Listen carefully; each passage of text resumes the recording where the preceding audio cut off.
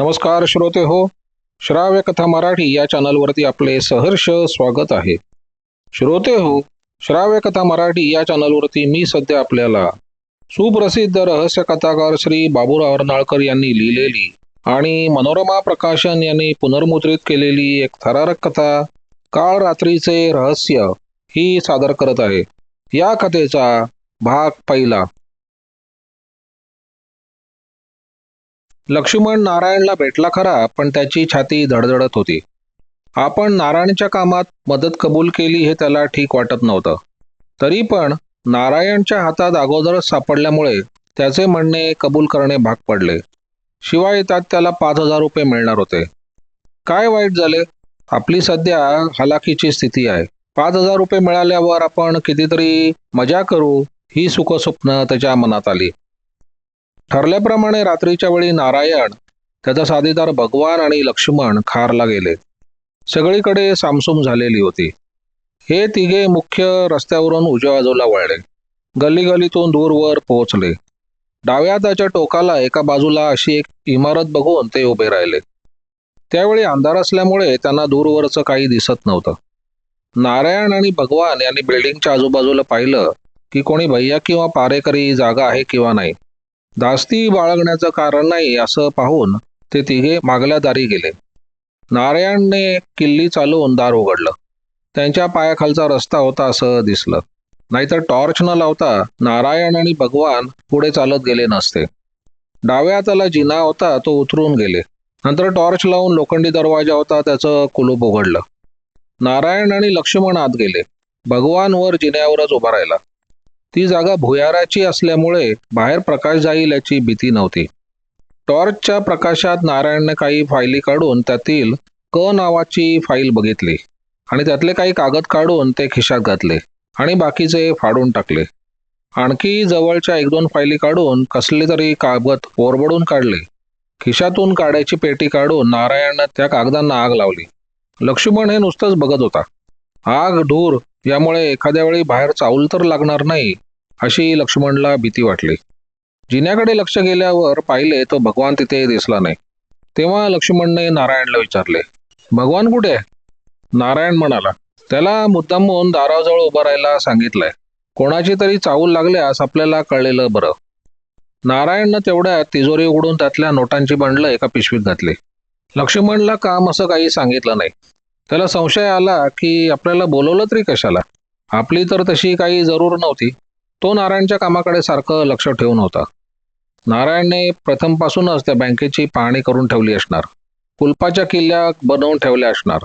पाहिजे ती जागा आणि वस्तू कुठे आहे त्याची त्यांनी माहिती करून ठेवली असणार. म्हणून तो आपली कामं इतक्या भराभर उरकून टाकत होता.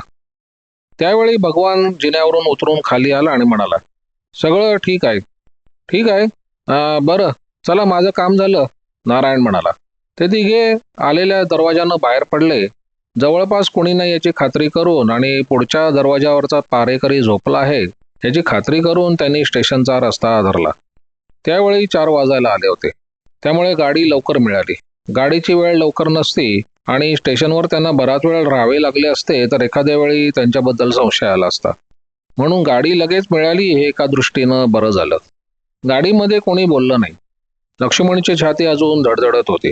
त्या दोघांच्या चेहऱ्यावर काही परिणाम दिसत नव्हता. भगवानचे डोळे जरा लाल झाल्यासारखे दिसत होते व तो सारखा सिगरेटी फुंकत होता. नारायणच्या लालबागच्या खोलीत ते येऊन पोचले. तेथे प्रत्येकाने आपापल्या 5-5 हजाराची वाटणी करून घेतली. भगवान आपल्या खोलीवर निघून गेला आणि लक्ष्मण पण आपल्या ताडदेवच्या खोलीला गेला. तेथे जाईपर्यंत सकाळ झालेली होती. येता येता त्यानं खालीच इराण्याच्या हॉटेलमध्ये गरम चहा आणि मस्का स्लाईस घेतला आणि सिगरेटचा झुरका मारत तो खोलीवर गेला. खोलीत इकडे तिकडे लक्ष देऊन आतून दार लावून तो कोटासह अंथरुणावर पडून राहिला. त्याचे डोळे चुरचुरत होते. झोप आल्यासारखी वाटत होती, पण त्याच्या मनावर एवढं मोठं दडपण पडल्यामुळे त्याला स्वस्थता अशी वाटत नव्हती. पडल्या पडल्या चित्र त्याच्या डोळ्यापुढे उभी राहिली. नारायणने त्या सर्व फायलींमधून क नावाचीच फाईल का काढली आणि त्यातले काही कागद आपल्या खिशात का घातले? इतर 1-2 फायली फाडून जाळल्या त्या केवळ कोणाला संशय येऊ न म्हणून की क नावाच्या फायली मुद्दामून जाळल्या? शिवाय इतर नासधूस केली तीही त्याच दृष्टीने असणार. पैशाची तिजोरी फोडली, त्यातले पैसे काढले, तेही मोजकेच का काढले? म्हणजे त्यात नारायणचा पैसे चोरण्याचा उद्देश नव्हता तर.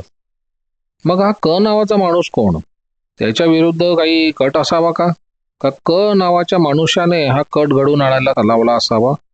भगवान तिथे न राहता दुसरीकडे गेला. तो खराच चाहुलीवर राहण्यासाठी गेला की काय? लक्ष्मणचे खरे काही काम नसताना त्याला दोघांनी आपल्या साथीकरिता कशासाठी नेले, याचंच कोडं त्याला काही उमगत नव्हतं. या अंगावरून त्या अंगाला वळताना त्याला आपल्या कोटाच्या खिशातील पैशाच्या नोटांची आठवण झाली. 5,000 रुपये मिळाले खरे, आता हे सुरक्षित ठेवायचे कुठे आणि कसे? लक्ष्मण उठला आणि इकडे तिकडे पाहू लागला. त्याचा खंजीर त्याला सापडेना. कोल्हापूरहून येताना त्यानं तो आणलेला होता. त्यावर त्याचं नावही होतं. कुठे गेला? कुणी पळवला तर नाही ना? लक्ष्मणच्या पुढे मोठा प्रश्न येऊन पडला की ते 5,000 रुपये ठेवायचे कुठे? बँकेत खाते उघडावे तर संशय येऊन आपण पकडले जाणार. बरं, स्वतःच्या खोलीत ठेवावे तर पोलिसांनी तपास केल्यास आपण मुद्देमालासह पकडले जाऊ. स्वतःबरोबर तरी रात्रंदिवस एवढी रक्कम बाळगायची कशी? कोणा ओळखीच्या माणसाजवळ ठेवायला द्यावे तर त्याच्यावर विश्वास कसा ठेवायचा? आणि त्यांनी विचारले की एवढा पैसा कसा मिळाला, तर काय उत्तर द्यायचं? अखेर रात्रीच्या वेळी आपल्या चाळीच्या मागच्या बाजूला खड्डा खणून एका पेटीत ठेवण्याचं त्यांनी ठरवलं. त्याशिवाय दुसरा उपाय नव्हता. लक्ष्मण नंतर लालबाग जवळच्या डायसच्या बारजवळ गेला. त्या बारमध्ये नोकरी अशी तो करत नव्हता, पण बार मालक आपल्या पदरी काही मवाली ठेवतात आणि वेळ प्रसंग आला म्हणजे त्यांचा उपयोग करतात, अशा कामावर लक्ष्मण होता. संध्याकाळच्या वर्तमानपत्रातून खारच्या बँकेवर दरोडा घातल्याची बातमी अजून तरी आली नव्हती. त्यामुळे लक्ष्मणला थोडंसं हायसं वाटलं. त्या दिवशी लक्ष्मणला नारायण किंवा भगवान कोणी भेटलं नाही. दुसऱ्या दिवशी तो दायशच्या बारमध्ये गेला. तेव्हा तिथल्या एका नोकरानं लक्ष्मणला निरोप सांगितला की नारायणनं त्याला बोलवलं आहे. ते ऐकून लक्ष्मण जरा चपापला. आता नारायणचं आणखीन काय काम आहे? खारच्या बँकेचा दरोडा व तिथल्या मॅनेजरचा खून याबद्दल वर्तमानपत्रात बातमी आलेली होती व शिवाय त्या नोकराला ती माहितीही अगोदरच मिळालेली होती. लक्ष्मणने अजून वर्तमानपत्र पाहिले नव्हते.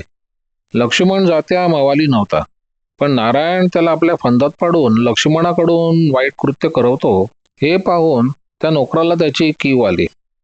कीव अशा करता की लक्ष्मण नारायण भगवानांच्या डावपेचाला फसत होता व त्याला कळत नव्हतं की आपण पोलिसांच्या हाती सापडलो तर काय परिणाम होणार आहेत ते. एक दोनदा ताकीद पण दिली होती. नोकर म्हणाला, काल रात्री नारायण भगवानांची काहीतरी बोलणी चालली होती. अधूनमधून कानावर शब्द आले. खारच्या बँकेच्या दरोड्याबद्दल बोलत होते. त्यात त्यांनी तुला कसे फसवले आणि तूच मॅनेजरचा खून केला हा घालण्याचं ठरवत होते. लक्ष्मण आश्चर्याने म्हणाला, हा? काय? मॅनेजरचा खून? मी? त्याच्या डोळ्यापुढे त्या रात्रीचं दृश्य उभं राहिलं. भगवान बाहेर दाराजवळ चाहूल घेण्याकरता पाळतीवर राहिला ही गोष्ट खोटी असून त्यानं त्यावेळी मॅनेजरचा खून केला असणार आणि परत आल्यावर त्याच हिशोबाने म्हणाला असणार सर्व ठीक आहे म्हणून. पण ते आपल्यावर आळ कसा घालणार ते त्याला समजेना. नोकरानं बघितलं. लक्ष्मणच्या तोंडावर बराच फरक दिसून आलेला होता. तो पुढे म्हणाला, तुम्ही काय पैसे वाटून घेतले त्याबद्दल बोलणं चाललं होतं. तुझा खंजीर कसा त्या मॅनेजरच्या प्रेताजवळ ठेवला वगैरे वगैरे. हे ऐकल्यानंतर लक्ष्मणचा चेहरा पांढरा फटक पडला. त्याचा खंजीर नाहीसा झाला तो त्याच लोकांनी अगोदर पळवला असेल याची त्याला कल्पना नव्हती. त्या दोघांनी अशा करता आपल्याला साथी घेतलं की काय? म्हणजे आपण हे सर्व केलं हे पोलिसांना कळावं व आपण पकडले जावं हा त्यांचा कट असावा अशी लक्ष्मणला कल्पनाही नव्हती. आपण खरोखरच असे अचानक पकडले जात आहोत याची जाणीव झाल्यावर त्याचं अंग थरथर कापू लागलं. नोकराला आपल्यावर झालेला परिणाम न दाखवण्याचा त्याने प्रयत्न केला तरी तो झाकणं त्याला शक्य नव्हतं. लक्ष्मणला एकदा वाटलं सरळ पोलिसांना ही बातमी देऊन भगवान आणि नारायण यांना फाशीला लटकावावं. पण दुसऱ्या बाजूनं त्यानं विचार केला तेव्हा त्याला कळलं की फाशीवर आपल्यालाच लटकावं लागेल. सर्व पुरावा आपल्या विरुद्धच आहे आणि पोलीस आपल्या मागे लागणार. नारायणनं आपल्या विरुद्ध असं डाव रचावा याचा त्याला मनस्वी संताप आला. आपल्या विरुद्ध अशी बदमाशी का केली असं त्याला सरळ विचारलं पाहिजे. काय हरकत आहे असा विचार करून तो नारायणच्या लालबागच्या राहण्याच्या जागी गेला. ट्रामच्या रस्त्यावरच पण उजव्या हाताच्या गल्लीच्या बाजूनं तोंड असलेल्या एका बिल्डिंगमध्ये लक्ष्मण शिरला. बिल्डिंगचा भैया खालीच बसला होता. तो लक्ष्मणला ओळखत होता, कारण नारायणकडे कोण कोण येतं हे त्याला माहीत होतं. नारायण ही व्यक्तीच प्रसिद्ध होती. चाळ 3 मजल्याची होती. 3ऱ्या मजल्यावर संडासच्या बाजूला एक डबल रूम होती, त्यात नारायण राहत होता. ती खोली जरा एका बाजूला होती आणि इतर खोल्यांची मागील दारं त्या बाजूला येत असल्यामुळे नारायणच्या व्यवहाराची कोणाला विशेष कल्पना यायची नाही व संशयही यायचा नाही. शिवाय नारायण कोण आहे याची तेथील लोकांना साधारण कल्पना असल्यामुळे ते त्याच्या व्यवहाराकडे मुद्दाम लक्ष देत नसत. लक्ष्मण नारायणच्या खोलीजवळ येऊन दार वाजवू लागला, पण आतून काही आवाज झाला नाही किंवा कोणाचीही हालचाल ऐकवली नाही. म्हणून लक्ष्मणने दार थोडे ढकलले. दार उघडेच होते. कोणी घरात नाही तर दार उघडे कसे? लक्ष्मणला वाटले दार लोटून नारायण झोपला असेल, म्हणून दार उघडून तो आत गेला आणि पाठीमागे दार बंद करून आत पाहू लागला. तो कॉटवरून कोणाचे कमरेखालचे शरीर लोंबकळत पडलेले आणि बाकीचे शरीर डाव्या बाजूला वळून पडलेले त्याला दिसले. जरा पुढे जाऊन नीट बघताच लक्ष्मणने ओळखले की तो नारायणच होता आणि तो मरून पडला होता. त्याबरोबर त्यानं किंचाळी फोडली असती, पण आपल्या हाताने आपलं तोंड दाबून तो मोठे डोळे करून बघत राहिला. क्षणभर तो भान विसरून गेला. आता करावं काय? आपण इथे जास्त वेळ राहिलो व कोणी इथे आपल्याला बघितलं तर लोक आपल्यावर संशय घेणार आणि हाही खून आपल्या माथी मारणार. बरं, असंच खाली निघून गेलं आणि बोबाटा करू नये तर भैयानं आपल्याला इथे येताना बघितलं होतं. तपास झाल्यावर तो म्हणेल की आपण इथे येऊन गेलेलो त्यानं बघितलं होतं. पण मी इथे येऊन गेलो म्हणजे काही माझ्यावर आळे घालता येणार नाही पोलिसांना. पण पोलिसांच्या पुढे जायचं कसं? आपल्यावर अगोदरच एक केस शिजवून ठेवली आहे. खालच्या भैयाला नारायणच्या खुनाबद्दल काही माहिती नाही असं दिसतंय. तेव्हा निराळीच युक्ती करून काही न बोलता इथून निसटून जावं हाच एक तरुणोपाय लक्ष्मणला दिसला. दार जसं होतं तसं ढकलून आपल्या तोंडावर कोणत्याही रीतीने फरक दाखवायचा नाही असं ठरवून लक्ष्मण खाली गेला आणि भैयाला म्हणाला, काय नारायण नाही वाटतं? सकाळी तर होता. मध्ये मी बाहेर पान खायला गेलो तेव्हा बाहेर गेला असेल तर मला माहीत नाही. कुठे गेलाय कोणास ठाऊक? असं जर आपल्या मनाशी आणि भैयाला ऐकू जाईल अशा रीतीनं म्हणून लक्ष्मण तिथून निसटला. लक्ष्मण रस्त्याने चालत होता, पण आपण कुठे जात आहोत, कसे जात आहोत याकडे त्याचं लक्ष नव्हतं. त्याच्या मनात सारखे नारायणच्या खुनाचे विचार चालले होते. नारायणचा असा खून का झाला असेल? कोणी केला असेल? डायसच्या बारमधल्या नोकरानं सांगितलं की नारायण आणि भगवान यांची आदल्या रात्री मोठी बोलणी आणि बाचाबाची झाली होती. ते दोघे नारायणच्या खोलीवर गेले हे त्यांनी सांगितलं होतं. मग भगवानने तर नारायणचा खून केला नसेल ना? बँकेमधल्या चोरलेल्या पैशांच्या बाबतीत नाही, पैसे तर सगळ्यांनी त्यावेळी वाटून घेतले होते. मग कदाचित नारायणने क नावाच्या फाईलमधले काही कागद खिशात घातले, यावरून तर काही भांडणं झाली नसतील ना? तेवढ्यात त्याचे लक्ष डाव्या बाजूनं एका मोटारीच्या ब्रेकचा मोठाने आवाज झाला तिथे गेले. एक तरुण मनुष्य मोटर खाली सापडणार हेही त्यांनी बघितलं. ताबडतोब धावत जाऊन त्या माणसाला लक्ष्मणने पकडून ओढले. ब्रेक जोरात लावले तरी पण वेगात असल्यामुळे मोटर लगेच थांबवता येणं शक्य नव्हतं. त्या माणसाला पायाला थोडं खरचटलं व त्याला नीट उठता येईना. मोटारीतला गुजराती खाली उतरला व काय झालं ते बघू लागला. लोकांची गर्दी जमली. पोलीस आला. लक्ष्मणाने त्या तरुणाला उठून उभे केले. गुजराती घाबरला. त्याला माहीत होतं की आपली मोटर थोडी वेगानं जात होती. तरुणानं गुजरात्याकडे बघितलं आणि तो पोलिसाला म्हणाला, जाऊ दे, त्याचा काही दोष नाही. लक्ष्मण त्या तरुणाला म्हणाला, अहो का सोडता? हे लोक आपल्या धुंदीत गाड्या चालवतात. गुजराती मोडक्या तोडक्या मराठीत गायावाया करत म्हणाला, आम्ही काय करेल? तुम्ही मानाखाली घालून चालले होते. त्या तरुणाला आता नीट चालता येत होतं. तरी पण लक्ष्मण म्हणाला, कुठं जायचंय तुम्हाला? मी घरी पोचवू का? बरं होईल, गाडी करूनच जाऊ, तरुण म्हणाला. गाडी ठरवून ते दोघे आत बसले. दोघेही विशेष काही बोलले नाही. लक्ष्मणने विचार केला की हे केस पोलिसांकडे गेली नाही हे बरं झालं, नाहीतर आपली साक्ष झाली असती आणि अनायसेच आपण खार बँकेच्या प्रकरणात पोलिसांच्या ताब्यात गेलो असतो. अनपेक्षित रीतीने आपण कसे पोलिसांच्या ताब्यात जात होतो या विचारानं तो घाबरला व आपण त्यातून कसे वाचलो या विचारानं त्याचा जीव पण हलका झाला.